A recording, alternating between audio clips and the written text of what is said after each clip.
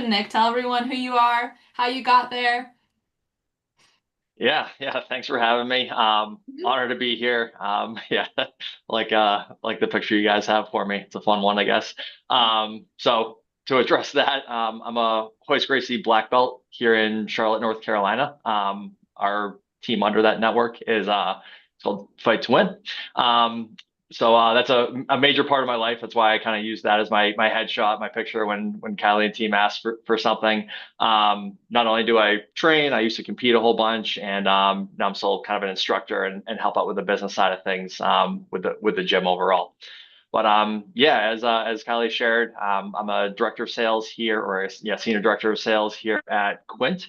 We're a sports experience provider, if you will, tied to a couple big partnerships. We're actually owned by the same parent company that owns Formula One. It's Liberty Media Group. They have a couple other big names like the Atlanta Braves, Sirius XM, all that. But the Formula One is the one I like to put out there because that is our keystone partnership where we're partnered with them. We provide experience packages to formula races all across the world. Um, yeah, and among many other partnerships, MotoGP, NBA, Kentucky Derby, Belmont Stakes, some NHL, some of those bigger games. Just had the Winter Classic, different things like that. And yeah, as far as how I got here, I always like to like when I'm on these calls, I like to kind of just share my career path, because what I mostly want to share with everybody in the group here, is kind of just that idea of nothing's ever permanent or set in stone, and the smallest little opportunities in life, or even like the smallest connections, can be very pivotal in where your career may go. What I mean by that is I had actually originally met Jordy back when I was a sophomore in college. I was going for my marketing degree at Western Connecticut State University up in Danbury, Connecticut. I had just moved down there from the greater Boston area where I grew up, and was just kind of going to random meetings, things like that. There was an American Marketing Association meeting on a Friday night, so like two people showed up, but Jordy was the guest presenter at that one.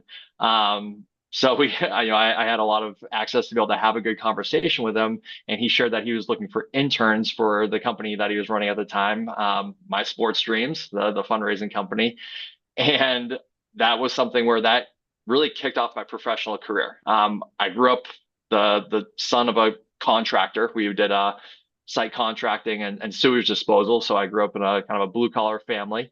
That's kind of where I guess, so to speak, my career was headed. It was kind of just like, all right, go to college. I played lacrosse, had the opportunity to that, and kind of my idea was like, all right, get my business degree and kind of get into that same business. But over time, Jordy was definitely a mentor for me.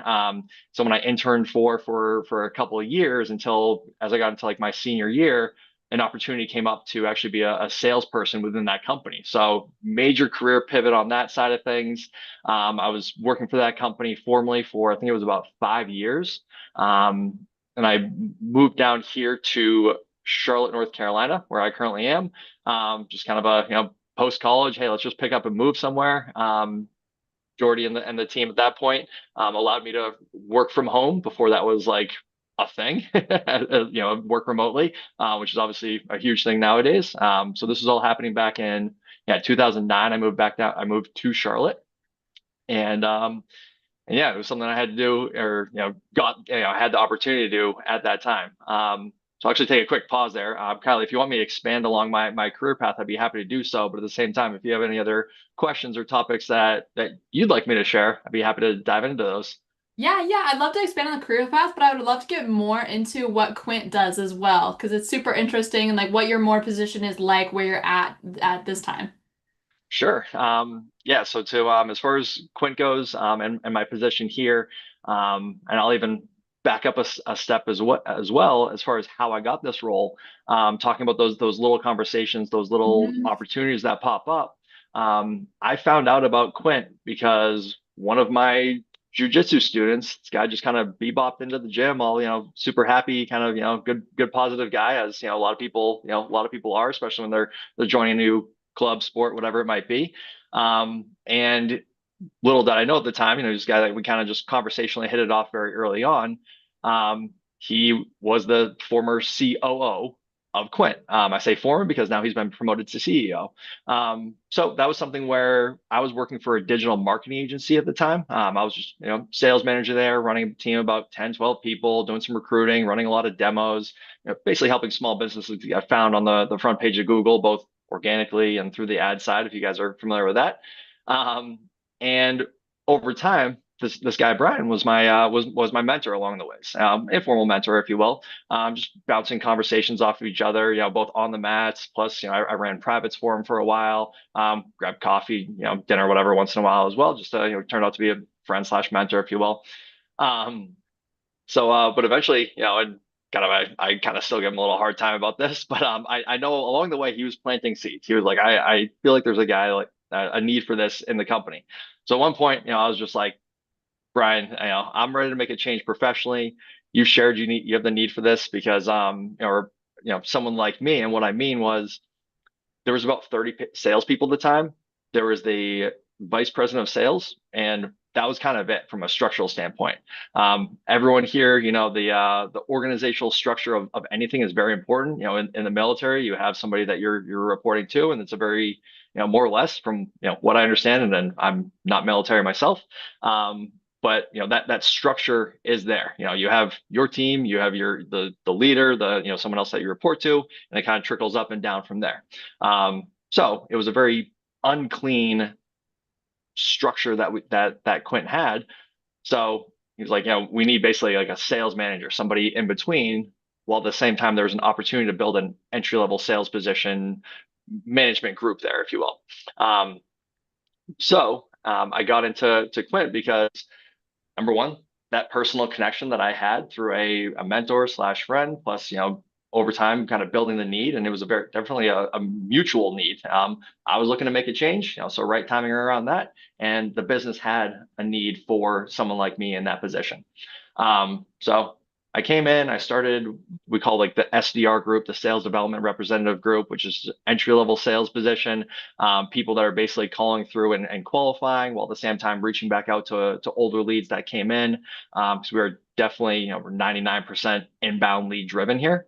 Mm. So in that case, they needed somebody to really field these calls, not having the top salespeople just qualifying appointments, right? Doesn't make a lot of sense doing that. So, built out a team on that side. After a little while, there was, room for more and more growth as the company grew. So on the other side of things, some of that I've been mentoring for a long time at a previous company, they were looking to make a change, brought them as the SDR manager, formally putting a note to that position. And at the same time, that gave me a chance at promotion at where I'm at now as the senior director of sales, really managing a global sales team of about 50 people or so. Um, so what we do here is I mean, I think it's awesome. It's really cool. Most of you, I can assume, have been to a sports event at some level, college game, football, basketball, whatever it is, whatever your sport of choice is. That's the baseline of what we do. So I think of these five pillars, and that's, I guess, really where the name Quint came into play. So the basis is the ticket into the event. Let's say that you want to go to, big event coming up for us is NBA All-Star Weekend. So with that, you get a ticket into the game. And then there's going to be hospitality around that. There's going to be the experiences. There's going to be your hotel accommodations and the transportation side of things. Not all of them are required within all of our packages. Sometimes it's just, hey, here's your ticket into the game and a little bit of a hospitality space, something, pretty low key on that side. We set up our own private spaces for our guests to go back to. And hey, it's just a place to kind of step away. If you're in the arena, they can be pretty chaotic. So it's a way with these hospitality spaces, kind of think of it as a suite because we'll do it in the arena whenever possible. Hey, take a step back. It's a little bit more of a luxury feel to it all. Full catering inside, full drinks, and then some fun activities. Papa shots, setting up some PS5 stations. Design your own shoe, design your own shoelaces if you want, bobbleheads, all those kind of like fun things to keep you entertained. Both pregame, halftime area, and then usually we keep it open for about an hour or so after. So it's the hospitality side of things. The experiences, this is where we really excel, if nothing else. And it's because of our strategic partnerships. So the MBA is actually a 10% stakeholder in our business. So there's a vetted interest into doing what we're doing. So these are going to range from everything from my favorite one, above and beyond, is the mascot breakfast. So like Sunday morning of All-Star Weekend, we have a mascot breakfast. It's something where it's almost tradition at this point. The first one I went to was Salt Lake City a couple years ago. And I think this was the first big time this happened where there was a food fight between all the mascots. Absolute silliness. And it's something it's geared for kids. So it's a fun time. You have the Charlotte Hornet throwing a pie at the Chicago Bull face and just mayhem from there. So having a good old time on that side. But some of the more cooler experiences are shoot arounds with legends. Bill Walton was a key partner of ours, RIP to him. Since then we've brought in other people to actual shoot arounds on the courts of NBA All-Star Weekend. Do it for other tentpole events. Berlin and London are some international games coming up. The Abu Dhabi games are always a big hit. The Mexico game always a big hit too.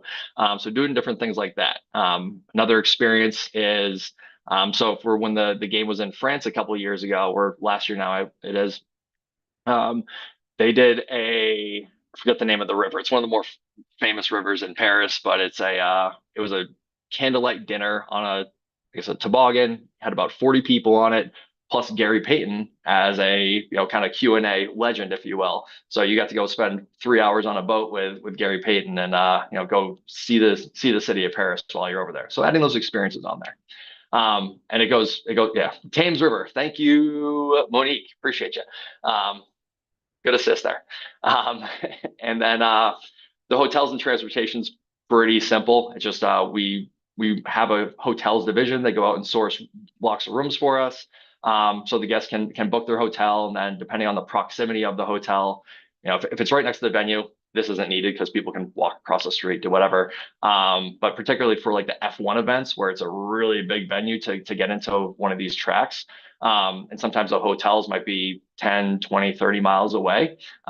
We have another partner, Go Hammerhead, who's headquartered out of Denmark.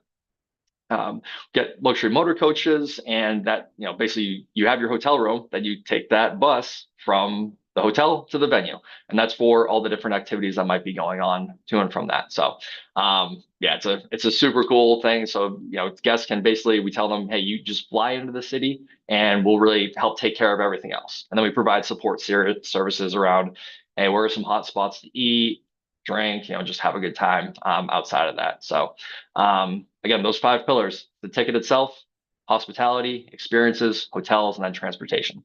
And then those guests, just to add on one last note of the transportation, they can upgrade to private transportation, semi-private if they want. Depending on where they're at in the world, some people even opt in for armored car services.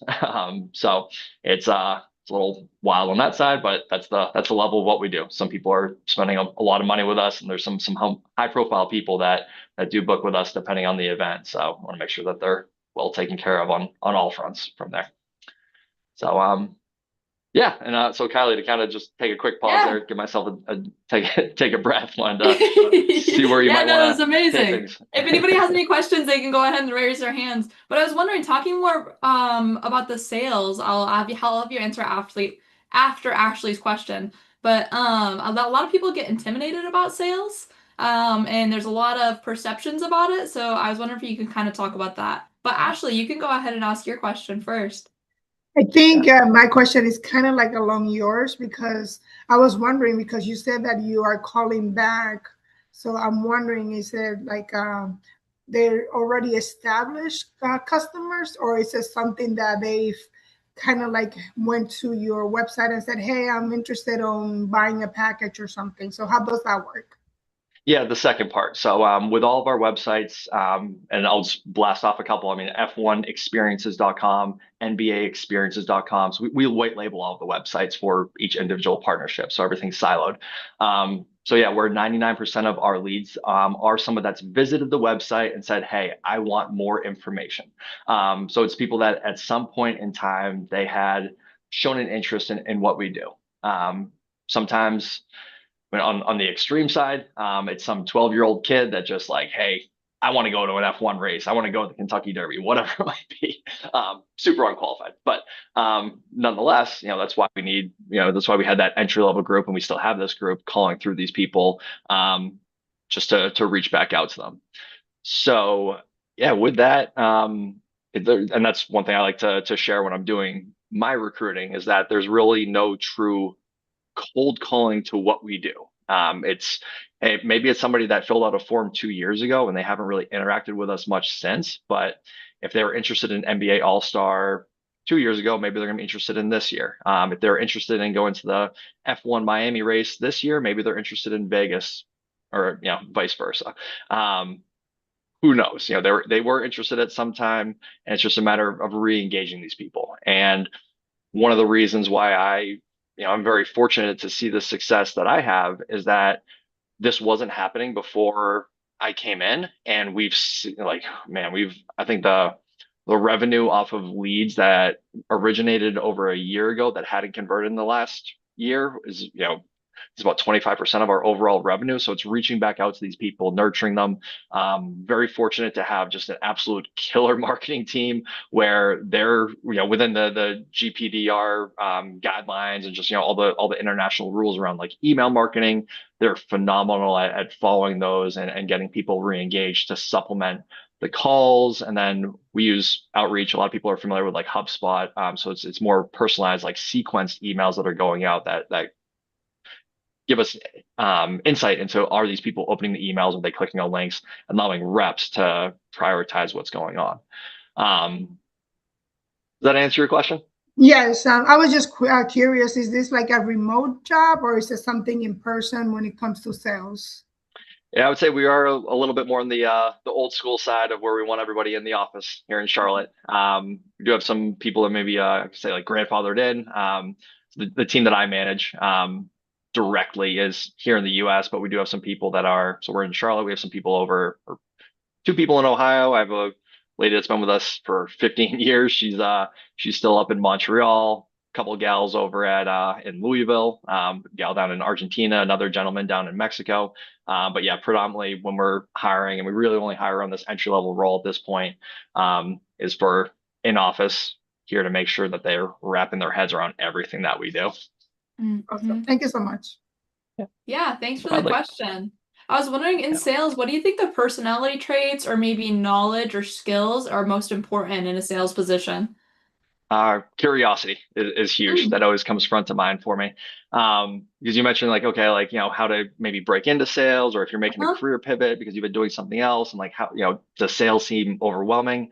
I guess there's always that, I don't know, that the stereotype, if you will, around like that used car salesman, the sleazy guy that's trying to be like, I'm going to pull a fast one on you. And I mean, that's not what I'm about. It's not what I coach people about. I've never been about that since going all the way back to, my days with Jordy for the sales side of things. I truly believe it's about helping people. You're helping, and this is where you want to make sure you're selling a legitimate good thing. Whether it's a car, whether it's an insurance policy, whether it's a digital marketing program, whether it's a experience ticket package like we have, you're helping that person. You're providing something of value that they're going to like. So what I mean by that curiosity side is doing a lot of fact finding when it's required, when it's appropriate, to figure out what that person actually wants and why. That's something where before any of my reps start talking about, hey, this is what's included, this is the price. I mean, all the pricing is, it's transparent on our website. So people usually know that before they even fill out the form or anything like that. You can buy these packages same way you might buy a jacket online or a pair of shoes or whatever. So with that, it's asking questions about, hey, why do you want to go to the F1 Brazil race? Why do you want to go to the Kentucky Derby? Like, and not like interrogating them of like, why do you want to do this type of thing? But it's just like, hey, what has you interested this year? It's gonna range, those answers respond. They're all over the place. And this is where you kind of you build that rapport. You have that human element of finding it out. and at the same time, there's that trickle down effect of like, okay, I want to make sure that we're putting you in the best package possible. Yes, obviously there's a wide range, maybe not obviously, but there's a wide range in some of the packages that we have, depending on that partnership. I mean, for the Kentucky Derby, it ranges from 900 bucks per person, for the weekend, all the way up to, I mean, if you want to spend 50 grand and just go all out per person, like, yeah, we're gonna have awesome things that are gonna have the value in that, and even beyond. So it's finding out what they're looking for, and I always think about the idea of you have your benefits versus features, and I'll kind of go back to that car salesman analogy, if you will, of those those features are, hey, this car has four-wheel drive, it has a sunroof, it has heated seats. You want to buy it? It's like, well, those are just kind of like the features. But if you talk about the actual benefits of, hey, so being up in New England, I'm sure it gets very, very cold, right? So yeah, let's make sure that you have heated seats so that you have your auto start, you turn that car on, you get in your car, or you get in your car, your truck in the morning, man, yeah, your butt's feeling nice and warm by the time you get in there. Man, those summer months, you want to feel that wind in your hair, you want to feel exactly how it is.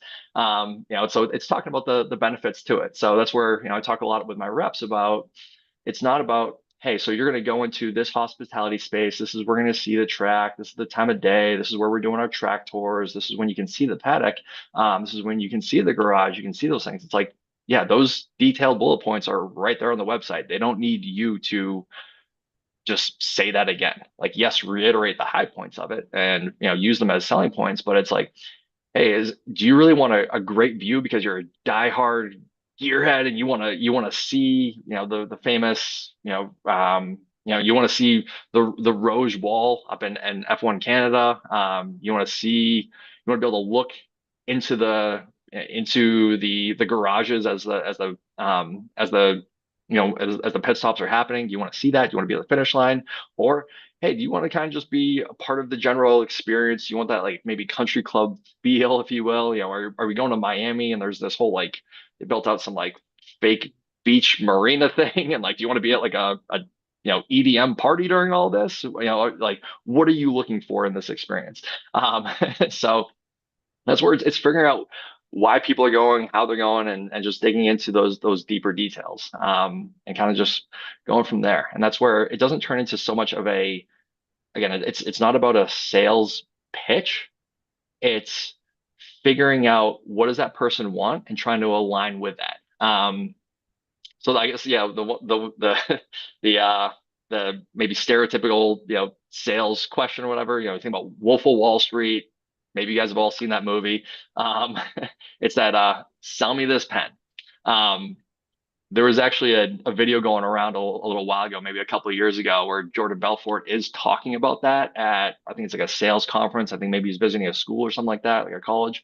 Um, and he goes into a lot of detail talking about, hey, because a lot of people will say, well, this pen writes super smooth. It has the finest black ink. It's regenerative. It was sourced ethically. It's click. If the weight feels great in your hand, but if that person's like, well, I want a lightweight red pen. It's like, okay, like you can pitch that person as hard as you want, but they're not going to buy the very nice black pen.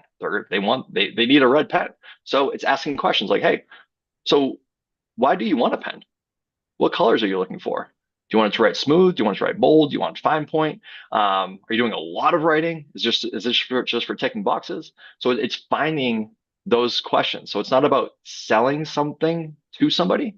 It's about asking enough questions and learning about what they're looking for and making sure that it's mutually beneficial. Because if it's Yeah. not mutually beneficial, then you're selling them something poorly. And along the ways, like also setting realistic expectations as well. Yeah, Does no, that make that's sense? very well explained. Yeah, no, I really like that.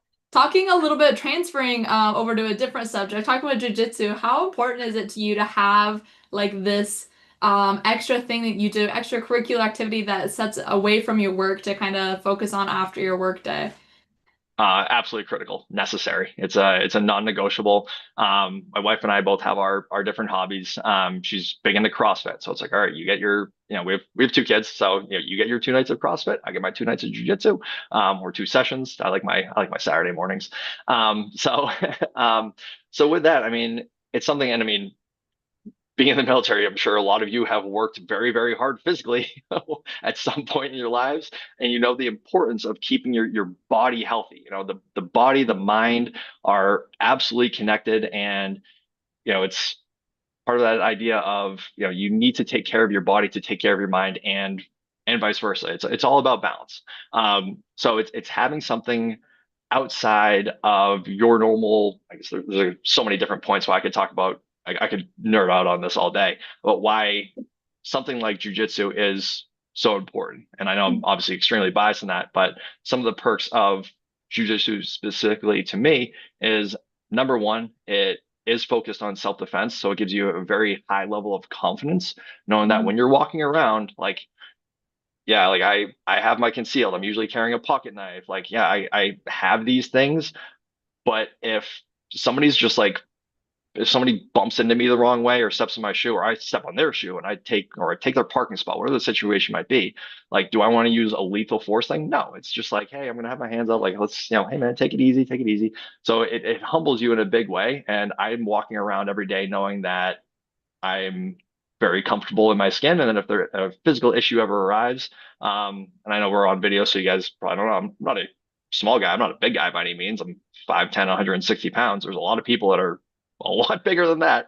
But I know that I can handle myself against somebody that's twice my size, no problem, in a very respectful fashion, and not have to worry about legal consequences as well. But on a more maybe like day-to-day type of thing, it's number one, it's very challenging. I've been doing this for 16, 17 years now. Oh my God. I've been doing it so long. But it's something where I'm always challenged by Mhm. what's going on. And sometimes it's self-imposed, sometimes I don't really have that choice, if you will. And what I mean by that is I'll be asked a question by a white belt that's walked in that I've never been asked before and asked to demonstrate something and show it in a way that I haven't thought of how to show it before. Maybe I don't say this is like too extreme or whatever. We had a deaf student join us about 3 months ago. One of my favorite guys. But when you're teaching to a room of people, you have 50 people in the room. One of them's deaf. We need to make sure that he's getting a positive experience about it every single time. So it's very challenging on that side mentally to figure out what's going on. But then in thinking about okay the heat of a role of a training session of a sparring session where we're standing up and doing striking or if we're just grappling on the ground and rolling as we call it, maybe in a more like sport oriented way, a lot of creativity needs to be there, and you need to focus on what's happening in that moment. I think that's something where, with our cell phones, everything else, all the different distractions, in everyday life, being able to just focus on one thing at a time is extremely difficult. But when you have some guy that's, guy, girl, whatever, some person that's 50 pounds heavier than you, no matter if they're better than you or not, but they're smashing you and they're, pulling you down, like you're only focused on one problem at a time. So your subconscious of all the that thing that happened at work, that interview I didn't get, the bill that might be a day overlaid, whatever. You're not thinking about anything else other than that one thing. So there's a lot of power in that subconscious being able to disassociate from everything else, and that whatever's right in front of you, just focusing on that one thing. That's focusing on the 6 inches in front of your face, as some people say. But then, at the same time, physically, break a sweat. I love the idea. There's a gentleman, Michael Easter, has a phenomenal book that I've been just talking to everyone I can about. It came out a couple of years ago. It's called The Comfort Crisis. He has a philosophy of workouts of just burn the bridge once a week, push yourself physically, literally as hard as you can, to the point where you are, obviously within medical reasoning, everything, if you have health issues, whatever, take it easy. But you should be doing something where you are absolutely just like gutted at the end of it. Like you need to lie down for a minute or two and just catch your breath. And like, we're in our former jiu-jitsu, we're almost always wearing the gi, which is, basically a thick sweatshirt, if you will, thick jeans. I am sweating through that at least once a week, and thoroughly sweating through it, like being able to wring it out. It's not just like, oh, it's a little damp, it's kind of icky. It's like, no, this thing I might as well have just like dunked it in a bucket of water, and just like sweating through it. So, yeah, there's so many benefits to that. And probably the last one, I'll kind of cap this rant on, is it personally for me, it's a way to help people. The amount of people that we've had walk through that gym, there's this one guy, he's a IT guy. He walked in, it's something that stands out to me because he's still training with us, shoulders hunched over, just, wasn't making eye contact with anybody, just no confidence whatsoever.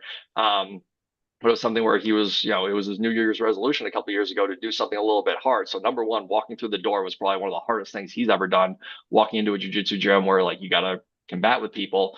Um, Normal sized guy and everything, but just very quiet demeanor and everything. And now, I mean, pulling him out of the shell, like he's walking around, confident. He's got a girlfriend. He's lost like 30 pounds.